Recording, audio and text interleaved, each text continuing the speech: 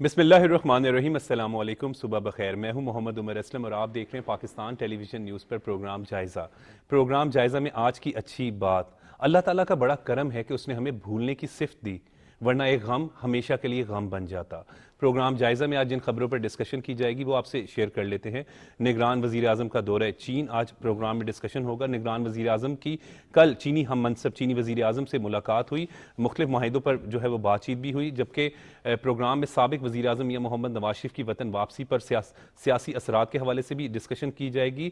فلسطین پر اسرائیلی جارحیت بھی آج پروگرام میں موضوع ڈسکشن ہوگی۔ ان ٹاپکس پر ڈسکشن کے لیے اسٹوڈیو میں موجود مہمانوں سے آپ کا تعارف کروا دیں۔ سینئر صحافی تجزیہ کار سلمان غنی صاحب ہمارے ساتھ موجود ہیں۔ سر، آپ کا بہت بہت شکریہ۔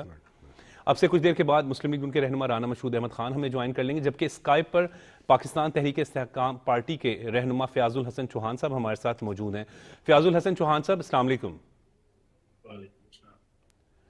فیاض الحسن چوہان صاحب، آپ مجھے سن پا رہے ہیں؟ جی میں سن رہا ہوں۔ جی، کیا حال ہے، کیسی طبیعت ہے آپ کی؟ اللہ پاک کی کرے۔ فیاض الحسن چوہان صاحب، کیسے دیکھ رہے ہیں ملک کی موجودہ سیاسی صورتحال کو؟ بسم اللہ الرحمن الرحیم۔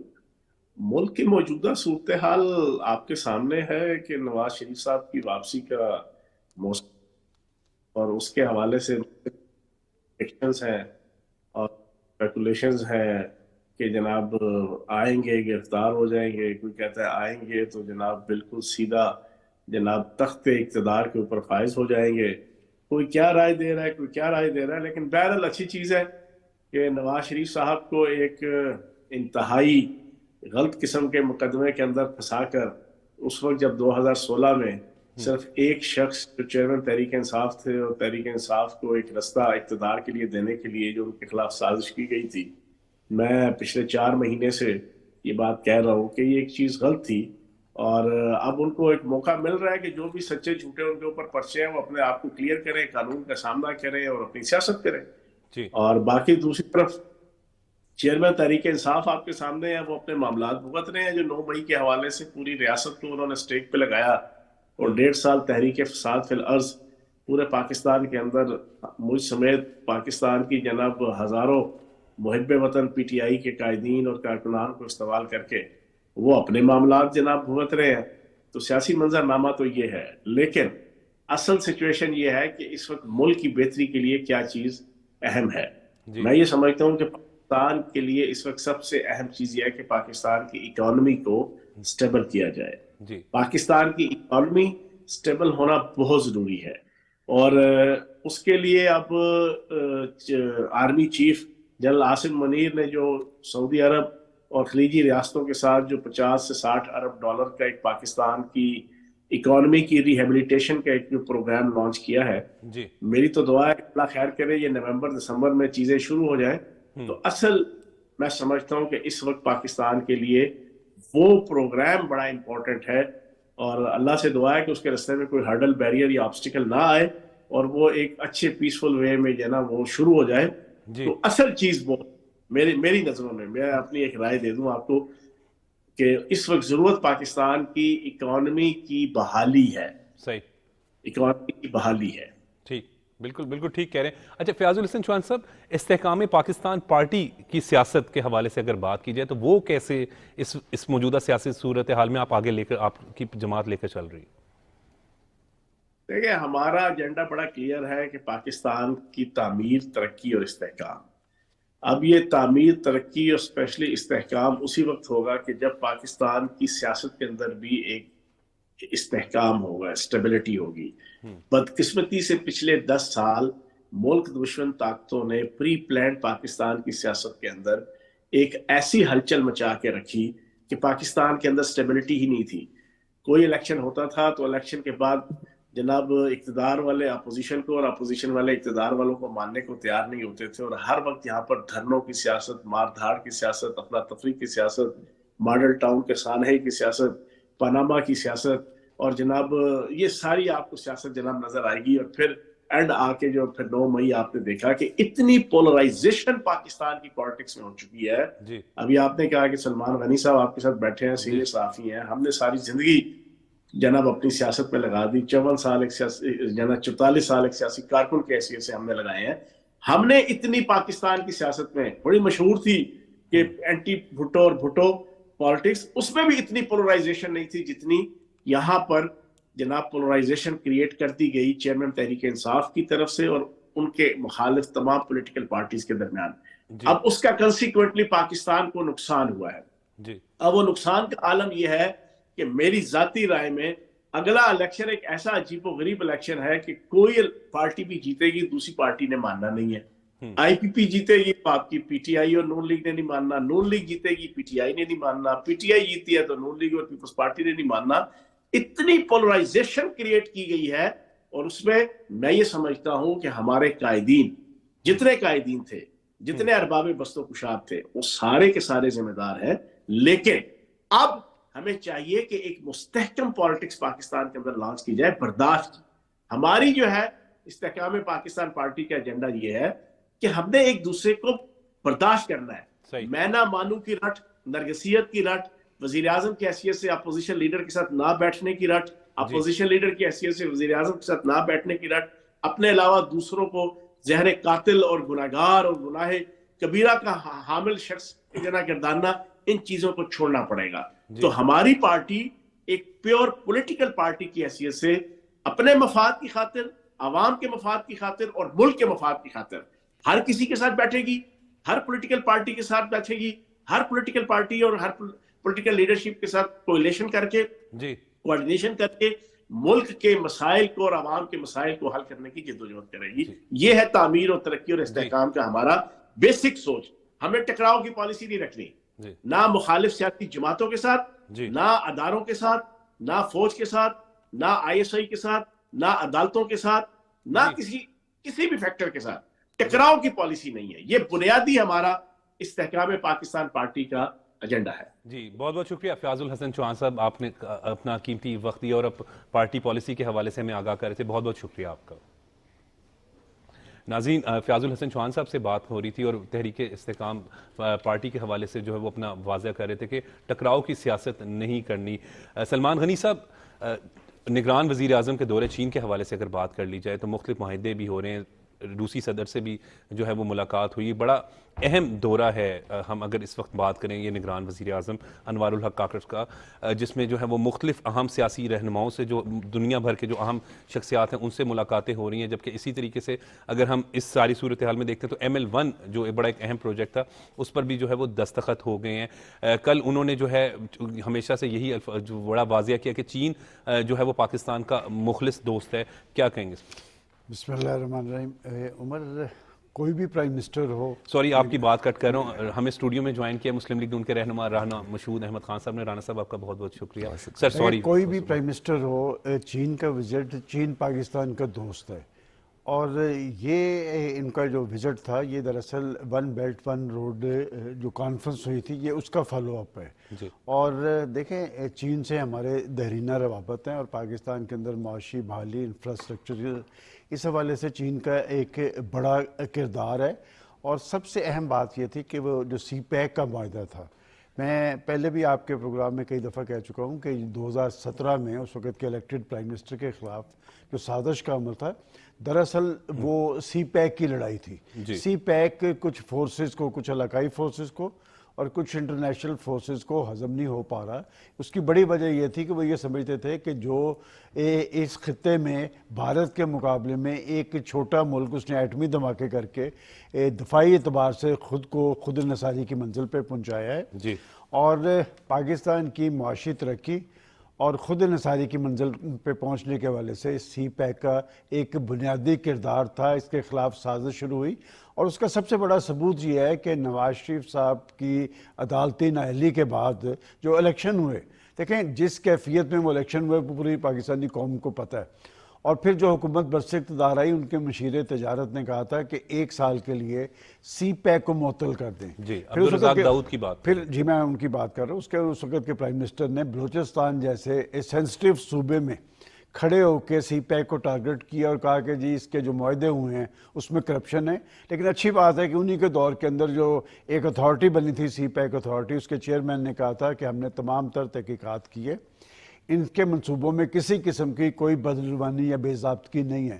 میں سمجھتا ہوں کہ اگر اسی اسپرٹ کے مطابق سی پیک پہ عمل درآمد آپ کرتے تو پاکستان جو معاشی بحران سے دو چار ہوا ہے وہ نہیں ہوا. اور آخر کیا وجہ ہے کہ ابھی کچھ دیر پہلے فیض الحسن چوہان صاحب بھی جو بات کر رہے تھے کہ اب پاکستان کسی قسم کی محاذرائی تناؤ ٹکراؤ الزام تراشی اس کا متحمل نہیں ہو سکتا. ہمارا بڑا چیلنج جو ہے وہ معاشی چیلنج ہے اور معاشی چیلنج سے نمٹنے کے لیے جو بنیادی ضرورت ہے وہ پاکستان میں سیاسی استحکام کی ہے. اور سیاسی استحکام ملکوں میں اس وقت آتا ہے جب انتخابات ہوتے ہیں. ہمارا بڑا سیاسی المیہ یہ ہے کہ دنیا کی جمہوریتوں میں جب انتخابات ہوتے ہیں اس کے نتیجے میں ان ملکوں کے اندر معاشروں کے اندر استحکام آتا ہے. پاکستان کی سیاسی بدقسمتی یہ ہے کہ یہاں پر انتخابات ہونے کے بعد وہی دھونس دھاندلی کی رٹ, اور یہ سلسلہ ماضی کے اندر نہیں تھا, پچھلی صدی میں نہیں تھا, یہ اب 10-12 سال سے یہ سلسلہ شروع ہوا ہے. میں سمجھتا ہوں کہ آنے والے انتخابات غیر جانبدارانہ ہونے چاہیے, آزادانہ ہونے چاہیے. نگران حکومت بھی اس حوالے سے بڑی کلیئر ہے اور پاکستان کا الیکشن کمیشن بھی بار بار یہ کہتا نظر آ رہا ہے. لیکن پھر بھی میں یہ بات کہوں گا, جب تک پاکستان کی پولیٹیکل لیڈرشپ کے درمیان ایک بڑا ڈائیلاگ نہیں ہوتا, اس ڈائیلاگ میں آزادانہ انتخابات کو یقینی بنانے کی بات نہیں ہوتی, انتخابات نتیجہ خیز نہیں ہوں گے. جی رانا مسعود احمد خان صاحب کیا کہیں گے نگران وزیر اعظم کا جو دورہ چین ہے, کیونکہ چین پاکستان کا مخلص دوست ہے اور جو سی پیک کے $25 ارب کے 50 منصوبے مکمل ہو گئے ہیں. سی پیک ایک گیم چینجر ہے سر. بسم اللہ الرحمن الرحیم. دیکھیں جو سلمان غنی صاحب کہہ رہے تھے نا, ہمیں تھوڑا سا ہسٹری میں جانا ہوگا.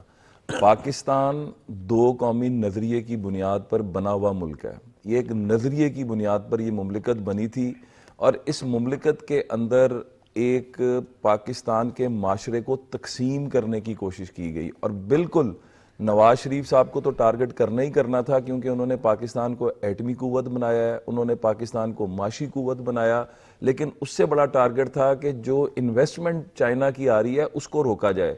آپ یاد کریں کہ نواز شریف صاحب کے خلاف بیانیہ کیا بنایا گیا تھا کہ کرپشن کا بیانیہ.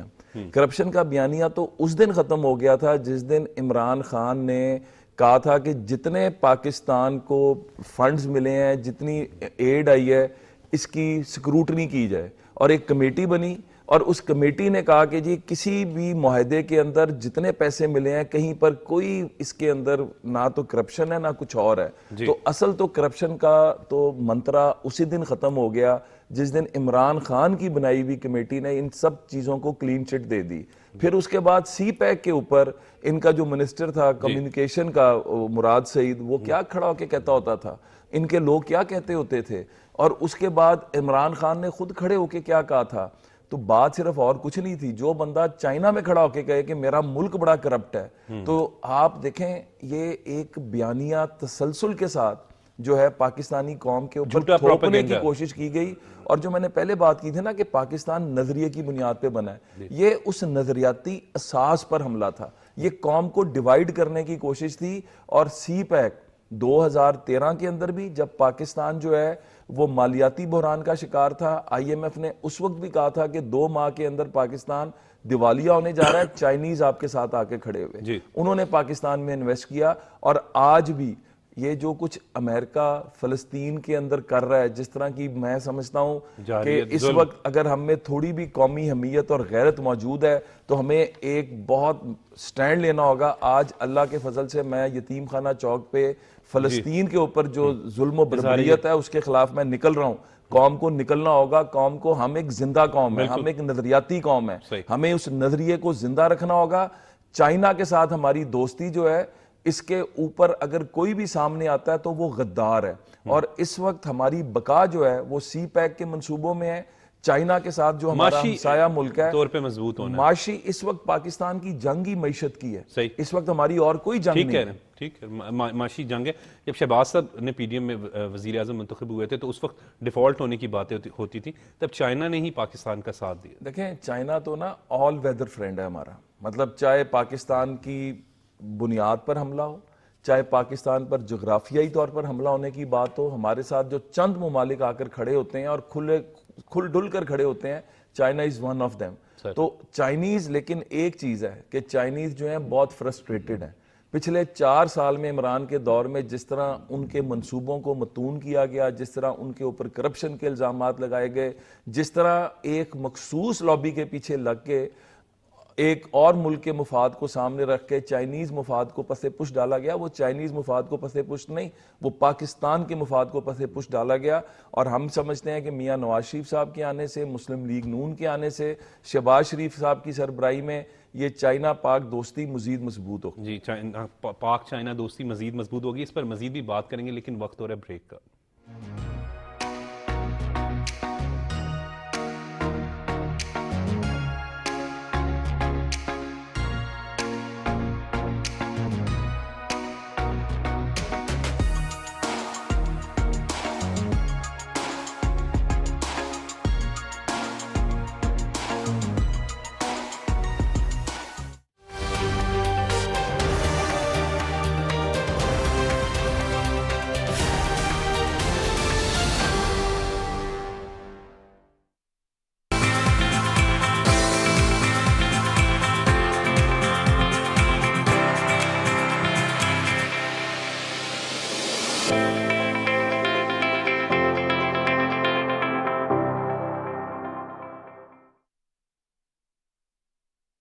شاعری، گفتگو اور موسیقی کا ملن، سخنور.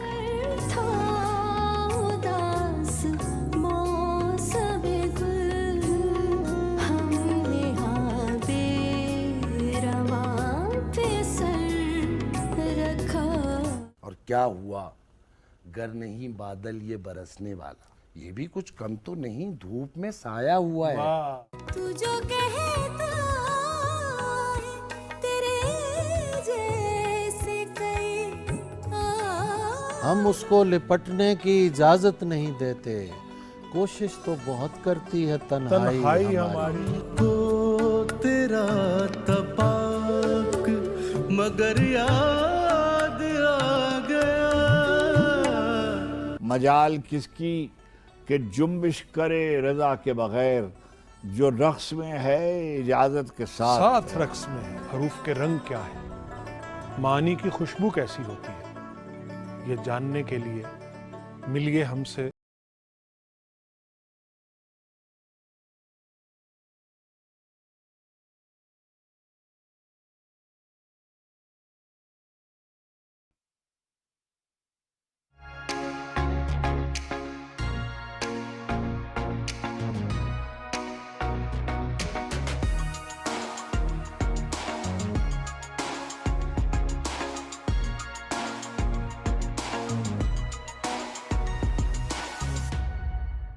Welcome back. سلمان غنی صاحب، پرسوں سابق وزیر اعظم قائد پاکستان مسلم لیگ میاں نواز شریف وطن واپس آ رہے ہیں. کیسے دیکھ رہے ہیں، کیا اثرات ہوں گے ان کی سیاست؟ عمر، ایک تو میں رانا صاحب کو اپریشیٹ کرتا ہوں کہ یہ ہمیشہ نظریاتی بات کرتے ہیں، اور انہوں نے جو بتایا کہ میاں نواز شریف کی تیاریوں کے حوالے سے انہوں نے لاہور کے اندر ماحول طاری کرنے کی کوشش کی ہے، لیکن انہوں نے اپنی ریلی کو آج فلسطینیوں کے ساتھ یکجہتی کے اظہار کے طور پہ منا رہے ہیں. یہ بہت اہم بات ہے. بالکل صحیح. لیکن نواز شریف صاحب کی جب آپ بات کرتے ہیں کہ نواز شریف صاحب کی سیاست کے حوالے سے تو دو آراء ہو سکتی ہیں، لیکن پولیٹیشین وہ ہوتا ہے جو ڈیلیور کرنے کی پوزیشن میں ہو. اگر آپ ان کے ماضی کے 3 ادوار دیکھیں تو اس میں کوئی مہنگائی، بے روزگاری، غربت اس نیچ پہ نہیں تھی پہنچی، بلکہ وہ شخص، میں ذاتی طور پہ جانتا ہوں، میں نے بھی کوئی 30-35 سال سے جرنلزم سے وابستہ ہوں، کہ وہ شخص عام آدمی کا سوچتا تھا. اور میں ہمیشہ ایک مثال دیتا ہوں کہ پاکستان میں وہ کہتے ہیں نا کہ ایک چیز مہنگی ہو جائے تو وہ دوبارہ کبھی سستی نہیں ہوئی. مجھے یاد پڑتا ہے کہ 98 کے اندر بجلی کا کرائسس تھا، بجلی کی قیمتیں بہت بڑھ گئی تھیں. اس شخص نے 30% بجلی کی قیمتیں ریڈیوس کی تھیں. اور اب بھی جو پاکستان مسلم لیگ نون کے قائد آ رہے ہیں تو لوگوں کو ایک ہوپ ہے. ہوپ اس وجہ سے ہے کہ اس شخص نے پاکستان کے اندر ڈیلیور کیا، جیسے ابھی کہا گیا کہ سی پیک میں ان کا ایک رول تھا. اور میں وہ جرنلسٹ ہوں جو اس وقت بھی کہتا تھا 2017 میں کہ یہ سی پیک اور IMF کی لڑائی ہے. اور ابھی رانا صاحب جو تفصیلات بتا رہے تھے کہ جی جو اس کے سارے معاملات تھے وہ IMF کو کس نے دکھائے، سب کچھ ریکارڈ پہ موجود ہے. دیکھیں ہمارے اپنے مفادات ہیں، پاکستان نے آگے کی طرف جانا ہے تو پاکستان کو استحکام کی ضرورت ہے. اور آپ نے کہا کہ نواز شریف صاحب کی آمد کے اثرات کیا ہوں گے. میری ایک خواہش ہے، دیکھیں ایک تو آپ دیکھتے ہیں کہ زمینی حقائق کیا ہیں، یقیناً ان کا ایک بڑا استقبال ہوگا. اور اہم بات یہ کہ پاکستان کے سیاستدانوں کو ایک کریڈٹ میں دیتا ہوں، اور وہ یہ کہ یہ عدالتوں کے سامنے سرنڈر کرتے ہیں. نواز شریف صاحب کو کوئی زبردستی نہیں بھجوایا گیا تھا، پاکستان کی عدالتوں نے ایک فیصلہ کیا تھا. 200 پیشیاں میاں نواز شریف اور مریم نواز اپنی بیٹی کے ساتھ عدالت کی حکومت نے ECL سے ان کا نام نکالا تھا، ان کو وہاں بھجوایا تھا، اور واپس آ کے وہ عدالتوں کے سامنے سرنڈر کر رہے ہیں. ڈکٹیٹرشپ سرنڈر نہیں کرتی، اور یہی وہ بڑا تضاد ہے جس کی وجہ سے پاکستان میں انتشار پھیلا. اگر پاکستان کے اندر آپ آئین اور قانون کی حاکمیت قائم کر دیں، اور خاص طور پہ سرمایہ کاری کا عمل جو ہے، اندرونی اور بیرونی سرمایہ کاری کو قانونی تحفظ حاصل ہو، تو پاکستان آگے کی طرف جائے گا. اس حوالے سے بڑی ہوپ تھی شہباز شریف صاحب سے، لیکن بے وجہ وہ 16 ماہ میں اس طرح ڈیلیور نہیں کر پائے. اور میں سمجھتا ہوں کہ آنے والے انتخابات کے اندر بھی کسی ایک پارٹی کو مینڈیٹ ملنا چاہیے تاکہ وہ اپنے منشور، اپنے پروگرام کی بنیاد پہ پاکستان کو آگے لے جا سکے. ہاں، جو میں نے بات کہی کہ نواز شریف صاحب کے حوالے سے میری خواہش یہ ہے کہ وہ جس صورتحال کے اندر پاکستان کے اندر آ رہے ہیں، وہ 3 دفعہ پاکستان کے پرائم منسٹر رہے ہیں، آج کی کیفیت میں وہ ایک بڑا رول ادا کر سکتے ہیں پاکستان میں سیاسی استحکام کے حوالے سے، آزادانہ انتخابات کے حوالے سے.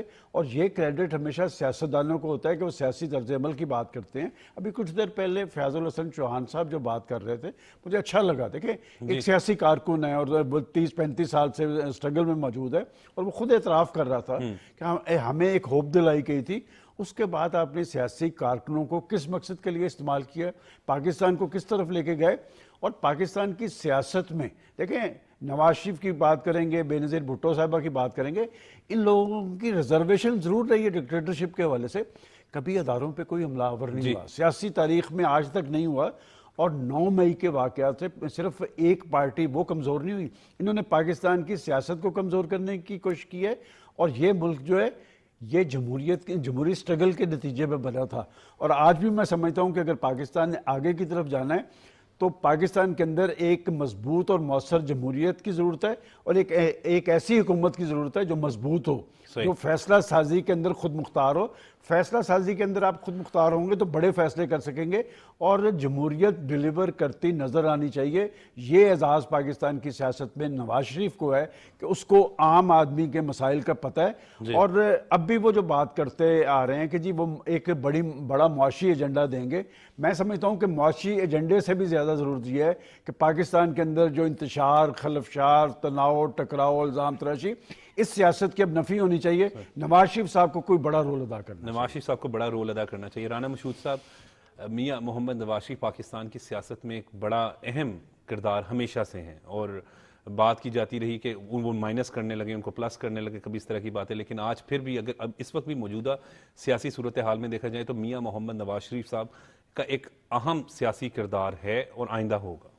دیکھیں آپ نے بات کی نا میاں نواز شریف صاحب کو مائنس کرنے کی، جب یہ میاں باتیں نواز جو ان کے مخالفین تھے وہ کرتے بالکل جب میاں نواز شریف صاحب کو مائنس کرنے کی کوشش کی گئی، تب پاکستان کی اکانومی کا آپ دیکھیں حال کیا ہوا، نوز ڈائیو. نواز شریف صاحب جب آتے ہیں پاکستان کی معیشت کو استحکام ملتا ہے، پاکستان کے اداروں کو استحکام ملتا ہے. اور جب ان کو ہٹایا جاتا ہے، میں نہیں کہہ رہا، آپ فیکٹس اینڈ فگرز کو دیکھیں. دوسری بات یہ ہے کہ زیادہ پیچھے نہ جائیں. 2013 میں جب نواز شریف صاحب آئے تھے تو آپ کو یاد ہوگا کہ اس وقت پیٹرول 100 روپے سے اوپر تھا. نواز شریف صاحب نے آ کے 54 سے 60 روپے کے اندر لیٹر پیٹرول کیا، 100 سے اوپر ڈالر تھا. اس وقت آپ کو شیخ رشید صاحب کی بڑکیں یاد ہوں گی. میاں نواز شریف صاحب نے 2017 تک جب تک وہ وزیر اعظم رہے ڈالر کو 100 سے نیچے رکھا، مارکیٹ میں سٹیبلٹی رکھی، معیشت کا پہیہ چلا، لوگوں کے بزنسز بڑھے. تو پاکستان کے اندر بدقسمتی کیا ہوتی ہے کہ جب ایک سٹیبل حکومت آتی ہے اور وہ ترقی کرنا شروع کرتی ہے تو ایک خطرہ پیدا ہو جاتا ہے کہ یہ تو اپنی کارکردگی کی بنیاد پہ اگلا الیکشن بھی لے جائیں گے، کرپشن کا الزام لگا دو، مودی کے یار کا الزام لگا دو، غداری کا الزام لگا دو، اور پھر خود فون کرتے رہے، وہ ٹرن نہیں ہوا، اور خود ترلے کرتے رہے. مطلب جا کے ہاتھ ملانے کی کوشش کی، اس نے ہاتھ نہیں ملایا. مطلب دیکھیں نواز شریف صاحب کا ایک سٹیچر ہے، دنیا کی جو ورلڈ لیڈرشپ ہے وہ ان کو ریکگنائز بھی کرتی ہے، ان کے ساتھ بات بھی کرتی ہے. اور میں زیادہ بڑی بات نہیں کروں گا. میاں نواز شریف صاحب جو اس وقت سعودی عرب اور اس کے بعد جو دبئی آ رہے ہیں، میاں نواز شریف اس وقت پاکستان کا سب سے بڑا ایشو کیا ہے؟ معیشت، جی، اکانومی کو کھڑا کرنا. ایک پیسہ آپ کو دنیا نے پچھلے 4 سال عمران کی حکومت میں ایک پیسہ نہیں آیا, اور پچھلے 16 ماہ جو شہباز شریف صاحب کی حکومت تھی اس کے اندر چیزوں کو درست کرنے میں, رائٹ ٹریک کے اوپر ڈالنے پہ, ناراض ملکوں کو منانے میں, آئی ایم ایف کو منانے میں, جو سب سے بڑی بات تھی. میں بار بار کہتا ہوں کہ شہباز شریف صاحب کا سب سے بڑا جو کریڈٹ ہے کہ آئی ایم ایف جو آپ سے ناراض ہو چکا ہوا تھا, جو آپ پر اعتبار کرنے کو تیار نہیں تھا, اور اس کا رزلٹ کیا نکلنا تھا؟ پاکستان نے دیوالیہ ہونا تھا خدا نہ خواستہ. اور اگر پاکستان دیوالیہ ہو جاتا تو شام, عراق, لیبیا, مصر, یہ لوگ یہ بنانا چاہتے تھے پاکستان کو. سری لنکا کی مثال دیکھیں کہ سری لنکا دیوالیہ ہوا تو وہاں پہ 100% لٹریسی ہے, اس کے باوجود وہاں پہ پیٹرول کی لائنوں میں لوگوں کو 15 دن کھڑے ہونا پڑا. وہاں پہ سینکڑوں لوگ پیٹرول کی لائن میں مر گئے. میں باقی چیزوں کی بات نہیں کرتا, گندم کی, چاول کی, گیس کی, مطلب وہاں پہ جو کچھ ہوا ایک تماشا تھا. اور ابھی وہاں پہ 100% لٹریسی ریٹ ہے, وہاں پہ لسانیت نہیں ہے, وہاں پر قومیت کے ایشوز نہیں ہیں. تو یہاں پر شہباز شریف کا اس قوم پہ سب سے بڑا احسان ہے, انہوں نے اپنی ایگو کی قربانی دی, ملک کو ڈیفالٹ سے بچایا, اور جو پالیسیز بنائیں عمر اسلم صاحب, جو سب سے امپورٹنٹ بات ہے, جو پالیسیز بنائیں اس کے نتیجے میں آج ڈالر بھی نیچے جا رہا ہے, پیٹرول بھی نیچے جا رہا ہے, معاشرے میں اسٹیبلٹی آ رہی ہے. دیکھیں یہ اللہ دین کا چراغ نہیں ہے کہ ایسے رگڑا اور چیزیں ٹھیک ہو گئیں. اور آخری بات, نواز شریف صاحب جو آ رہے ہیں نا, میں نے جو بات کی تھی معیشت کی, میں زیادہ بڑی بات نہیں کرتا. نواز شریف کے آنے پہ 32 سے 34 بلین ڈالر کی ایک دم انویسٹمنٹ آئے گی. یہ میری بات آج نوٹ کر لیں, 32 سے 34 بلین ڈالر کی انویسٹمنٹ جو ہے پاکستان کے اندر, سعودی عرب, یو اے ای, چائنا, مطلب ان کی امیجیٹ آئے گی. اور لانگ ٹرم کے اندر ہم 68 to 72 بلین ڈالر کی انویسٹمنٹ دیکھ رہے ہیں. تو اس وقت کوئی پاکستان کا رہنما نہ یہ دعویٰ کر سکتا ہے, نہ اس کا ماضی اس طرح کا ہے. نواز شریف جب آتے ہیں ان پر دنیا اعتماد کرتی ہے, اور یہ جو پاکستان کی معیشت نے کھڑے ہونا ہے, یہ اب کھڑے ہی انویسٹمنٹس کے اوپر ہونا ہے, لونز کے اوپر نہیں ہونا. اور یہ بڑی بات ہے کہ یہ انویسٹمنٹس ہیں, لونز نہیں ہیں. نون لیگ کے دور میں جو ہے آئی ایم ایف کو خیر بات کہا گیا تھا 2016 میں. جی, وہ سلمان غنی صاحب, جب ہم 2013 کی بات جب یہ کرتے ہیں تو اس میں ایک بہت بڑی اہم بات, کیونکہ مجھے خود بھی یاد ہے کہ لوڈ شیڈنگ جو ہے وہ اس وقت 18 20 گھنٹے ہوتی تھی. دہشت گردی بہت بڑا مسئلہ تھا. جب ہم 2013 کے دور کی بات کرتے, ایک خوف طاری رہتا تھا کہ کسی وقت بھی کوئی اس کا خاتمہ, وہ بھی جو ہے اس گورنمنٹ میں, پی ایم ایل این ان کے کریڈٹ پر. دیکھیں عمر, ابھی جو رانا صاحب بات کر رہے تھے, انہوں نے واقعتاً یہ خبر والی بات ہے کہ نواز شریف صاحب کے آنے پہ اگر 32 ارب کی انویسٹمنٹ, دیکھیں انویسٹمنٹ آئے گی, اس کے لیے کیا پاکستان کے اندر آپ سازگار ماحول فراہم کر پائیں گے؟ اور آپ نے دہشت گردی کی جنگ کی بات کی 2013, آج کا بڑا چیلنج بھی دہشت گردی ہے. آپ کے نگران پرائم منسٹر چین گئے ہیں, اور صدر پیوٹن سے جو ان کی ملاقات ہوئی ہے اس میں یہ ایشو بھی ڈسکس ہوا ہے. یہ ایشو کیا ہے؟ دیکھیں بات یہ کہ پاکستان کو فرنٹ لائن کنٹری امریکہ نے بنایا, یہ بنیادی طور پہ ایشو ان کا تھا. پاکستان کو آگے کھڑا کیا, پاکستان نے ایک قربانیوں کی تاریخ رقم کی, ہمارا انفراسٹرکچر تباہ ہو گیا, اور اس نے اپنا وزن انڈیا کے ساتھ ڈالا. دیکھیں جب میں چین کی بات کرتا ہوں, میں اس لیے کہتا ہوں کہ جو دوست وہی ہوتا ہے جو مشکل وقت میں آپ کے ساتھ کھڑا ہو. یہ جو دہشت گردی کی بات ہے یہ بڑی الارمنگ ہے. کیوں؟ یہ ابھی تک سی پیک کی جنگ چل رہی ہے, اس لیے کہ آپ نے پاکستان نے طالبان انتظامیہ کو وہاں برسر اقتدار لانے میں ایک بنیادی کردار ادا کیا. پاکستان کا موقف یہ تھا, اور پاکستان کھڑا رہا. ہم لوگ کمپلیکس کا شکار ہو جاتے ہیں, پاکستان کھڑا رہا. آپ کو پتہ ہے کہ ٹرمپ نے جو اپنی سیکورٹی کے حوالے سے اور افغانستان کے حوالے سے دونوں پریس کانفرنس میں پاکستان کو ٹارگٹ کیا تھا کہ اصل مسئلہ پاکستان ہے. پاکستان نے اس وقت بھی کہا تھا کہ ہم آپ کو باور کروا رہے ہیں کہ اس خطے میں اگر افغانستان کے اندر امن نہ آیا تو اس خطے میں استحکام نہیں ہوگا, اور آپ کو مذاکرات کرنا پڑیں گے. پاکستان کے رول کی وجہ سے دوحہ معاہدہ ہوا, پاکستان نے مری مذاکرات کروائے. آخر کیا وجہ ہے کہ حامد کرزئی کی حکومت ہو, اشرف غنی کی حکومت ہو, ہم نے تو بہت ساری ایکسپیکٹیشن رکھی تھی طالبان انتظامیہ سے, اور وہ بھی یہ کہتے نظر آ رہے تھے کہ جی اب افغان سرزمین دہشت گردی کے لیے استعمال نہیں ہوگی. ان کے آنے کے بعد یہ سلسلہ پھر تیز ہوا. یہ دراصل وہاں ان کے اندر ایک سیٹ اپ ہے, گٹھ جوڑ ہے راہ کا اور این ڈی ایس کا, وہ کام کر رہا ہے. ان کو اسلحہ کہاں سے ملتا ہے, ان کو فنڈز کہاں سے فراہم کیے جاتے ہیں؟ میں نہیں کہتا, آپ ذرا نیٹ پہ جائیں, مودی صاحب کے بلوچستان کے حوالے سے بیانات اٹھا کے دیکھیں. بات یہ کہ بلوچستان قدرتی وسائل سے مالا مال صوبہ ہے اور پاکستان کا رقبے کے اعتبار سے سب سے بڑا صوبہ ہے. یہ دراصل سی پیک کا ہی عمل ہے اور یہ بات ابھی رانا صاحب نے بھی جو بات کہی ہے یہ درست ہے. دیکھیں آپ نے اپنے معاشی چیلنجز سے نمٹنا ہے. سب سے پہلی بات ہے کہ پاکستان کے اندر سرمایہ کاری کے حوالے سے ایک سازگار ماحول اور سازگار ماحول کرنے میں بنیادی رول سیاستدانوں کا ہوتا ہے. میں حیران ہوتا ہوں کہ دنیا کے اندر سیاستدان اتحاد اور یکجہتی کی بات کرتے ہیں, وہ اپنے ملکوں کے اندر استحکام لے کے آتے ہیں. پاکستان کا المیہ یہ ہے کہ یہاں پر ایک الزام تراشی, ایک گالی گلوچ, اداروں کو ٹارگٹ کرنے کا عمل. اور 2017 کی جب بات کریں گے تو میں پہلے بھی آپ کے پروگرام میں ایک بات کہہ چکا ہوں کہ اگر 2017 کی سازش کے نتیجے میں پاکستان کو بڑا نقصان ہوا ہے تو میرا خیال سازش کے کردار جو ہیں بے نقاب ہونے چاہیے. اور میں نے یہ بات نواز شریف صاحب کو حجاز مقدس میں کہی تھی. میں نے کہا بڑے خوش قسمت آدمی ہیں کہ آپ کے خلاف سازش کے سارے کردار پاکستان میں ایکسپوز ہوئے ہیں, لیکن آپ کیوں نہیں انہیں پکڑ سکتے؟ کیا سیاستدانوں کو پکڑ کے جیلوں میں بند کرنا آپ کی تاریخ یہ ہے؟ کیا نواز شریف کو ہٹا دینا, نواز شریف کو نااہل, کس کو نہیں پتا کہ نواز شریف کو نااہل کیوں قرار دیا گیا تھا؟ پاکستان ٹیک آف کر رہا تھا اور ٹانگیں کھینچی جا رہی تھی, اور پاکستان سے باہر سے نہیں, پاکستان کے اندر سے. کیا اس سے پہلے عمر آپ نے اپنی جرنلزم میں کبھی یہ سنا تھا کہ پاکستان کے اندر سے یہ کہا جا رہا ہو, شرطیں لگائی جا رہی ہوں کہ پاکستان دیوالیہ ہو رہا ہے, پاکستان سری لنکا بن رہا ہے؟ ایسے مکروہ اور بھیانک کرداروں کو کیوں کر بے نقاب نہیں کیا جاتا اور ان کو کن کی شے ہوتی ہے؟ دیکھیں ہمیں اپنے اپنے طرز عمل پہ نظر ثانی کرنی چاہیے. اور پاکستان نے ہمیں بہت کچھ دیا ہے, ہم نے پاکستان کو کیا دیا ہے. جب تک آپ اس فارمولے پہ کاربند نہیں ہوں گے, اپنا رول نہیں بتائیں گے, تب تک پاکستان آگے کی طرف نہیں بڑھ سکے گا. اور جہاں تک شہباز شریف صاحب کے رول کی بات ہے, دیکھیں میں چائنیز کے جذبات ان کے حوالے سے جانتا ہوں. ویسے انہوں نے شہباز سپیڈ نہیں کہہ دیا تھا. جب نواز شریف اوپر بیٹھا ہوتا ہے تو شہباز شریف ڈیلیور کرتا نظر آتا ہے. یہ جو آٹے دال کا مسئلہ پنجاب کا کبھی مسئلہ نہیں, پاکستان کا مسئلہ نہیں رہا.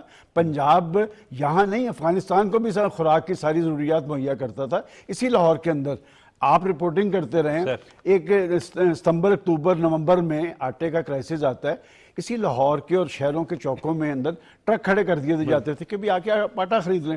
یہ کرائسس کس کے دور میں آیا؟ اور یہاں پر جب دوسروں کو کرپشن کے, بدعنوانی کے الزامات لگائے جاتے ہیں. پاکستان کا سب سے بڑا آٹا سکینڈل کس کے دور میں آیا؟ چینی سکینڈل کس کے دور میں آیا؟ ادویات سکینڈل کس کے دور میں آیا؟ پیٹرولیم سکینڈل کس کے دور میں آیا؟ جو لوگ سکینڈلز کے ساتھ بھرے پڑے ہیں وہ پاکستان کے ساتھ جو انہوں نے انتقام لیا ہے, میں سمجھتا ہوں کہ اب پاکستان کے عوام انہیں اپنا جو حق رائے دہی ہے نا اس کا درست استعمال کرنا چاہیے. اور میں کسی پارٹی کا نہیں, ان کو پاکستان کے حوالے سے کرنا چاہیے. اگر دیکھیں پاکستان کے عوام کے دل جو ہے پاکستانیت کے لیے دھڑکتے ہیں, اور کسی طبقے کی میں بات نہیں کرتا, وہ اگر اپنے ووٹ کا درست استعمال کر لیں گے تو یقیناً پاکستان استحکام کی منزل پہ اس پر رانا مشہود احمد خان صاحب سے بھی بات کریں گے, لیکن وقت ہو رہا ہے بریک کا.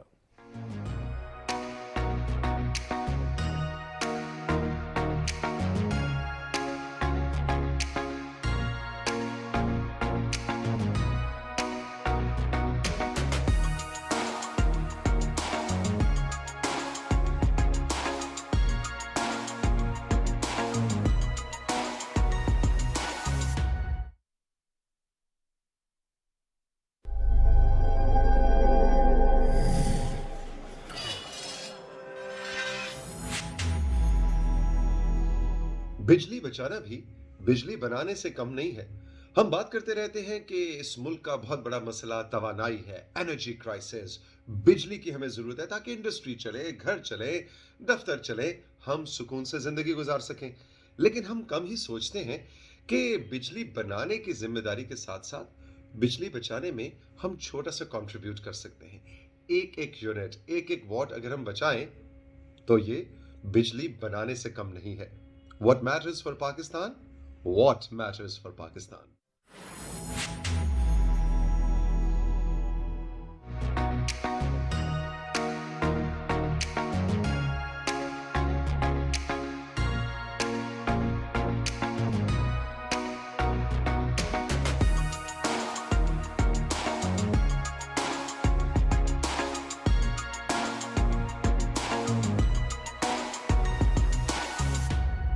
Welcome back. رانا مشہود احمد خان صاحب, پرسوں میاں محمد نواز شریف وطن واپس آ رہے ہیں. آپ کہہ رہے ہیں کہ 32 سے 34 بلین ڈالر سرمایہ کاری بھی آئے گی. دیکھیں, میاں نواز شریف صاحب کی واپسی کوئی چھوٹی خبر نہیں ہے. پاکستان کی بقا, پاکستان کا استحکام, آج آپ کیمرہ لے کے گلیوں محلوں سڑکوں پہ نکل جائیں, میجورٹی آپ کو کیا کہتی نظر آئے گی؟ میں جو اب دیکھ رہا ہوں نا, ایک ہائپ کریٹ ہو چکی ہوئی ہے, لوگوں کو اب یہ سمجھ آ گئی ہوئی ہے کہ ان کو جو جھوٹ کا چورن بیچا گیا تھا اس سے ان کی زندگی دوبھر ہو گئی. مطلب روٹی کہاں پہ چلی گئی, گیس کہاں چلی گئی, بجلی کہاں چلی گئی. اور یہ اس وقت احتجاج شروع کیے گئے جس وقت میں نے آپ کو پہلے بتایا کہ 60 روپے کا لیٹر پیٹرول تھا, جب ڈالر 100 سے نیچے کا تھا. تو آج لوگوں کو پتہ لگ گیا کہ ان کو ایک جھوٹ بیچا گیا تھا اور 4 سال میں ان کی زندگی اجیرن کر دی گئی. اب نواز شریف صاحب کی جو واپسی ہے نا, لوگوں کی آخری امید ہے, پاکستان کی آخری امید ہے, یقین کریں, کیونکہ نواز شریف کی واپسی سے خوشحالی کا, استحکام کا راستہ دوبارہ کھلنا ہے. نواز شریف صاحب کو بات کرنے کی ضرورت نہیں, ان کا ماضی گواہ ہے, مسلم لیگ کا ماضی گواہ ہے کہ جب بھی ہم آتے ہیں, آپ زیادہ پیچھے نہ جائیں, 97 میں جب ہم آئے تھے اس وقت بھی IMF کا کرائسس تھا, 2013 میں آئے اس وقت بھی کرائسس تھا, اور ہم نے 2016 میں IMF کو خیر بات کہہ دیا تھا. یہ کوئی چھوٹی فیٹ نہیں تھی کہ پاکستان نے کہا کہ IMF کے ساتھ ہمارا پروگرام ختم, اب ہم اپنے پیروں پہ کھڑے ہو کے کام کریں گے. وہ تو جو جھوٹ بولا گیا کہ جی 100 بلین ڈالر منہ پہ ماریں گے, 100 بلین ڈالر یہ کریں گے, اس طرح کے جھوٹوں کے اوپر ایک نوز ڈائیو اکانومی کی دیکھی. تو نواز شریف کے لیے میں آج آپ کو نا, عمر اسلم صاحب, میری آپ کو پتہ ہے عادت ہے, میں بات وہ کرتا ہوں جو اب دیکھ رہا ہوں. یہ پاکستان کا تاریخی اجتماع نہیں ہونے لگا, دنیا کے بڑے تاریخی اجتماعات میں سے ایک اجتماع مینار پاکستان پر ہوگا.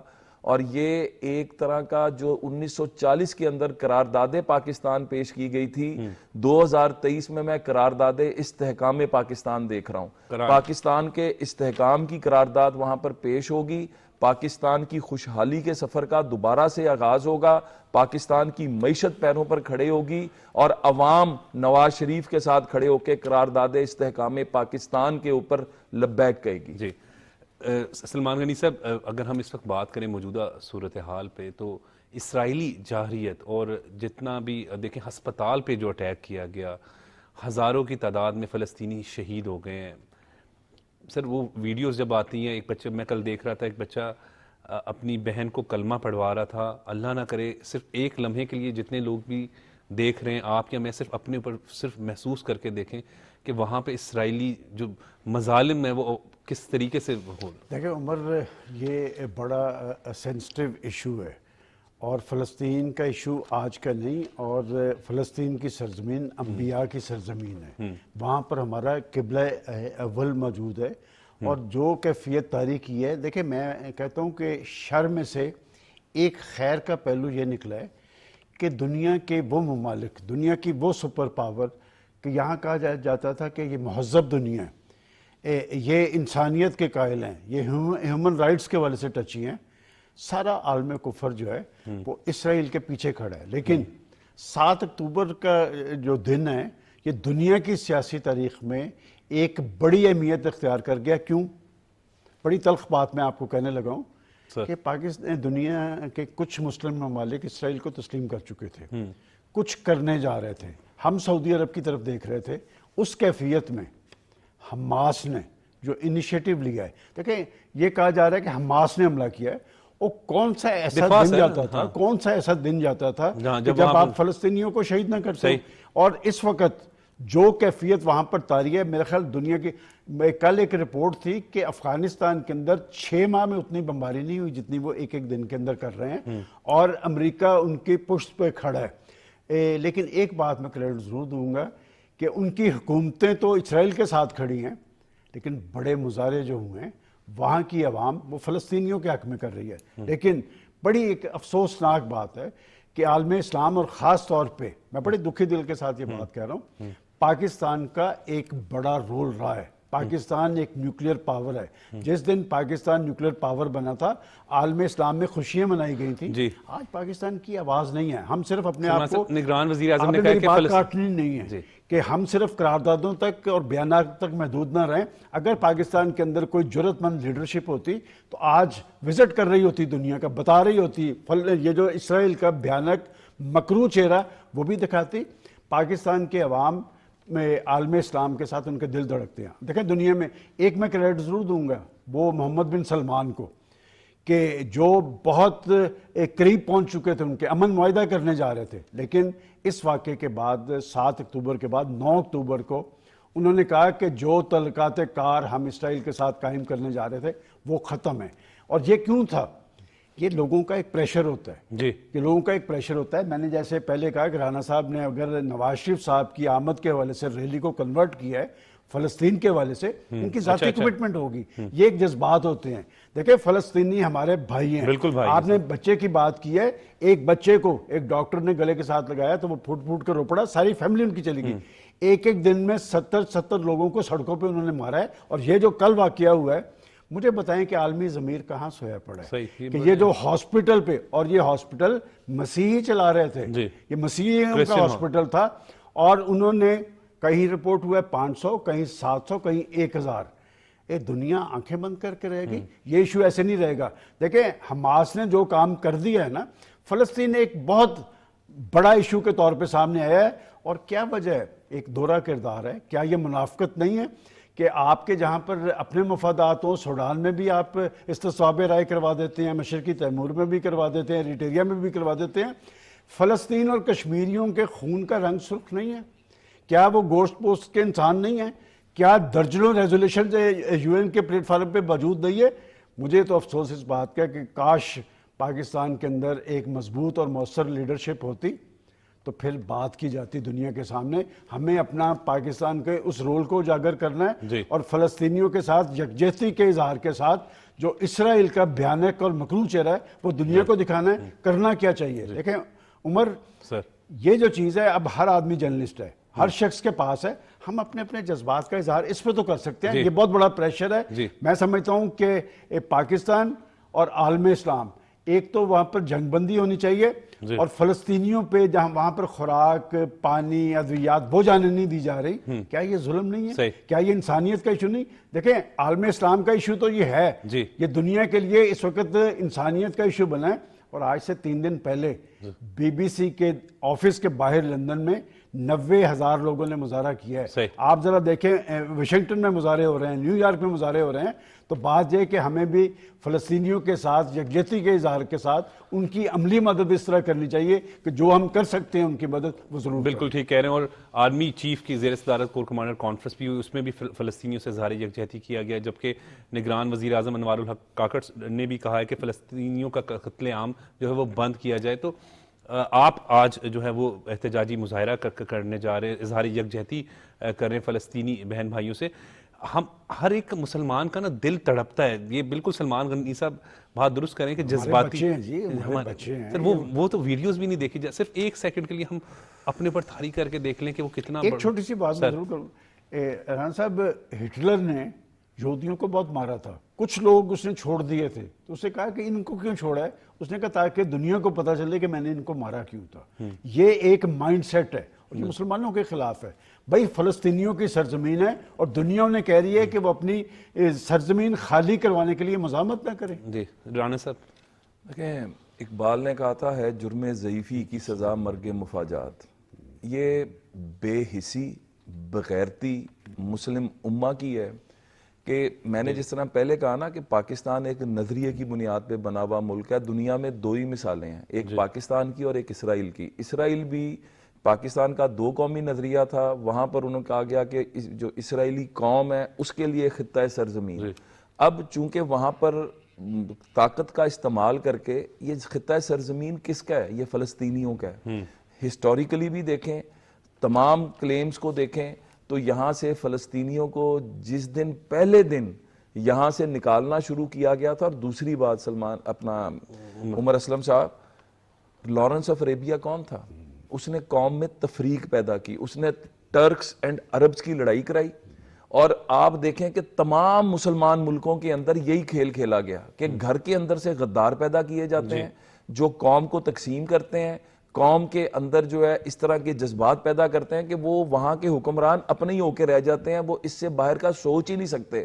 تو آج سب سے پہلے اگر فلسطینیوں کی مدد کرنی ہے تو ہمیں اپنے گھر کو مضبوط کرنا ہوگا، ہمیں اپنے گھر کے غداروں کو پہچاننا ہوگا۔ نعرے آپ جتنے مرضی نکال کر لگا لیں، ریلیاں جتنی مرضی نکال لیں، جب تک پاکستان مضبوط نہیں ہوگا، جب تک مسلم امہ کے ممالک مضبوط نہیں ہوں گے، ہم کسی کی مدد نہیں کر سکتے۔ بوسنیا میں جو قتل و غارت گری ہوئی، کیا کر لیا ہم نے؟ کشمیر میں جو ہوا، کیا کر لیا ہم نے؟ کیا کیا مثالیں دیں؟ صرف وجہ کیا ہے؟ ہماری کمزوری، اور اس کا ایک ہی حل ہے۔ آج کی جنگ معیشت کی جنگ ہے، ہمیں اپنی معیشت کو مضبوط کرنا ہے۔ اور اس وقت ہم کیا کر سکتے ہیں فلسطین کے لیے؟ ہم سب کو OIC کے اوپر حکومت پاکستان کو چاہیے کہ فوری طور پر، کیونکہ جو UN کی قراردادیں ہیں وہ تو ویٹو ہو جاتی ہیں، لیکن میں اس پہ چائنا کے کردار کو پھر سراہوں گا کہ وہ کھڑا ہوا، اس نے فلسطین کے لیے بات کی، ان قراردادوں میں ہماری حمایت کی۔ لیکن آج OIC کے پلیٹ فارم کو ایکٹیو ہونا پڑے گا۔ آپ کے پاس ایک بہت بڑی طاقت پیٹرول کی طاقت ہے، آپ کے پاس ایک بہت بڑی طاقت آپ کی جو عددی برتری ہے وہ ہے۔ اگر آپ سارے اکٹھے ہو کے آواز اٹھائیں تو یہ آواز پہنچے گی۔ دوسری بات، یوکرین کے اوپر جو جنگ ہو رہی ہے، اگر رشیا جس طرح کی وحشیانہ بمباری یہ اسرائیل فلسطین پہ کر رہا ہے، اگر اس کا 5% بھی کرتا تو دنیا بلبلا اٹھتی، چیخ اٹھتی۔ کیا وہاں کا خون لال ہے اور یہاں کا خون لال نہیں ہے؟ اس کی وجہ وہی ہے جو میں نے کہا کہ مسلم امہ کی کمزوری۔ تو آج ہمیں کھڑے ہونا پڑے گا ہمیں۔ اور کئی لوگ مجھے کہتے ہیں کہ اس احتجاج کا فائدہ کیا ہوگا؟ میں ایک فنڈ بھی قائم کر رہا ہوں، ہم وہاں پر فلسطینی بہنوں اور بھائیوں کے لیے جو کر سکتے ہیں، یقین مانیں وہ جو ہم دیکھتے ہیں نا جب، اور پھر ہم اپنے بچوں کو دیکھتے ہیں، تو آج پاکستانی خوش قسمت ہیں کہ ان کے پاس ایک خطہ سرزمین موجود ہے۔ آج پاکستانی خوش قسمت ہیں کہ ہم آزاد ہیں۔ آج ہماری باؤنڈری ایٹمی قوت ہونے کی وجہ سے بکواس اور ہرزہ سرائی تو بہت کرتے ہیں لیکن حملہ نہیں کر سکتے۔ تو میں صرف آج یہ کہوں گا کہ اپنے گھر کے دشمنوں کو پہچانیں، پاکستان کو مضبوط کریں۔ ایک مضبوط پاکستان پوری دنیا کی مسلم امہ کی نمائندگی بھی کر سکتا ہے، ان کی حفاظت بھی کر سکتا ہے۔ سلمان غنی صاحب، آج کے دن کا پیغام دینے سے دیکھیں، میں تو میرا پیغام نہیں، میں حضرت قائد اعظم کے کمنٹس بتا سکتا ہوں کہ اس حوالے سے یکسوئی اور سنجیدگی تھی فلسطینیوں کے ساتھ کہ قائد اعظم محمد علی جناح نے فرمایا کہ اسرائیل امت مسلمہ کے دل میں گھونپا گیا خنجر ہے، یہ ایک ناجائز ریاست ہے، پاکستان کبھی اسے تسلیم نہیں کرے گا۔ اور جو بات رانا صاحب نے جہاں ختم کی ہے، میں ہمیشہ علی گیلانی کی مثال دیتا ہوں، کشمیری لیڈر جو کہتے تھے کہ کشمیر کاز کے لیے پاکستان کی بڑی خدمت یہ ہوگی کہ پاکستان اندرونی طور پہ مضبوط ہو اور پاکستان معاشی استحکام سے ہمکنار ہو۔ مضبوط پاکستان مسئلہ کشمیر اور مسئلہ فلسطین کے اندر ایک بڑا رول ادا کر سکتا ہے۔ بہت بہت شکریہ سلمان غنی صاحب، آپ نے اپنا قیمتی وقت دیا۔ بہت بہت شکریہ رانا مشہود احمد خان صاحب، آپ نے اپنا قیمتی وقت دیا۔ ناظرین، آج کے پروگرام میں نگران وزیر اعظم کا دورہ چین پر ڈسکشن کی گئی، سابق وزیر اعظم میاں محمد نواز شریف کی وطن واپسی پر ڈسکشن کی گئی، جبکہ آخر میں جو ہے وہ اسرائیل کی جو فلسطین پر بریت ظلم جو اس وقت وہ اٹھا رہے ہیں اس پر جو ہے وہ بات چیت کی گئی۔ اور یقین کریں، میں جانتا ہوں یہ بہت ہی، وہ ویڈیوز دیکھتے ہیں جب وہاں سے آتی ہیں تو بہت ہی دل دکھتا ہے، ناقابل وہ دیکھی نہیں جا سکتی کہ کس طریقے سے جو ہے وہ مظالم کے پہاڑ ڈھائے جا رہے ہیں۔ اور بات بالکل درست ہے کہ ہم سب کو جہاں پر بھی ہیں اظہار یکجہتی تو کر رہے ہیں، لیکن عملی طور پر بھی کام کرنے کے لیے کچھ نہ کچھ، اگر کچھ نہیں تو سوشل میڈیا کا پلیٹ فارم تو موجود ہے ہی، ہمیں ان سے اظہار یکجہتی ضرور کرنا چاہیے۔ ہمارے مسلمان بہن بھائی ہیں، ہمارا دل دکھتا ہے۔ مجھے اجازت دیں، دیکھتے رہیں پاکستان ٹیلی ویژن نیوز۔